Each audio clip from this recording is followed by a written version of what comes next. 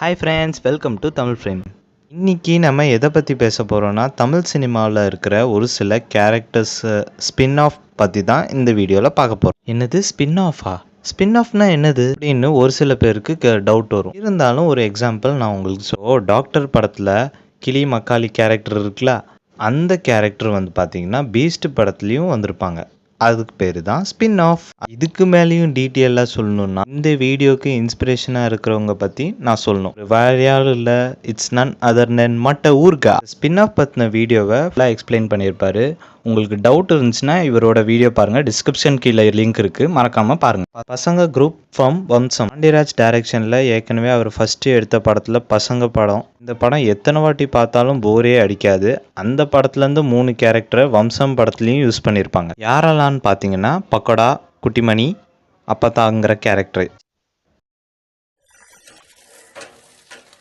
டேய், புலிவதம் ஸ்கூலு இன்னைக்கு லீவாமுடா. அவங்க பள்ளிக்கூடம்னா நல்ல பள்ளிக்கூடம்டா. இதையெல்லாம் வச்சுக்கிட்டு எப்படி சமாளிக்க போறோமோ. சித்தப்பா கேரக்டர் ஃப்ரம் 10 என்றதுக்குள்ள. பசங்க படத்தில் நடித்த அந்த 4 பேரும் இந்த படத்துலையும் நடிச்சிருப்பாங்க. அதில் ஒன்று தான் இந்த சித்தப்பாங்கிற கேரக்டரும். எபிசோடா படத்தை எடுத்த இந்த டைரக்டர் தான் 10 என்றதுக்குள்ள படத்துலையும் இந்த கேரக்டரை திரும்ப கொண்டு வந்திருப்பாங்க. அங்க பாரு,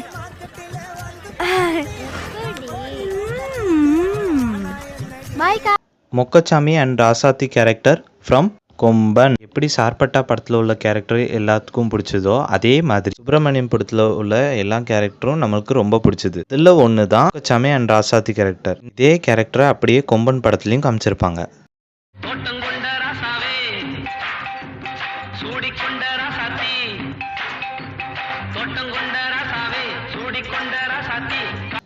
நெப்போலியன் கேரக்டர் ஃப்ரம் லியோ. கைதி படத்தில் வந்த நெப்போலியன் கேரக்டரை அப்படியே லியோ படத்துலையும் கொண்டு வந்திருப்பாங்க. அது மட்டும் இல்லாமல் விக்ரம் படத்தில் நடித்த மாயா கேரக்டரை அப்படியே இந்த லியோ படத்துலையும் கொண்டு வந்திருப்பாங்க. இதுக்கு பேர் தான் LCU, அதாவது Lokesh Kanagaraj cinematic universe.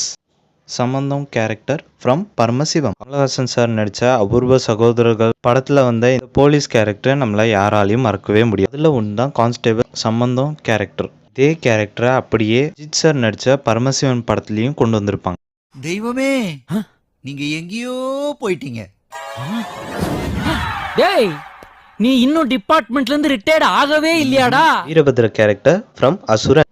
Vijayakanth sir நடித்த கேப்டன் பிரபாகரன் படத்தில் மன்சூர் அலிகான் சார் பண்ண வீரபத்ரன் கேரக்டர் நம்மளை யாராலையும் மறக்கவே முடியாது. இதே கேரக்டரை அப்படியே அருண் பாண்டியன் சார் நடித்த அசுரன் படத்துலையும் கொண்டு வந்திருப்பாங்க.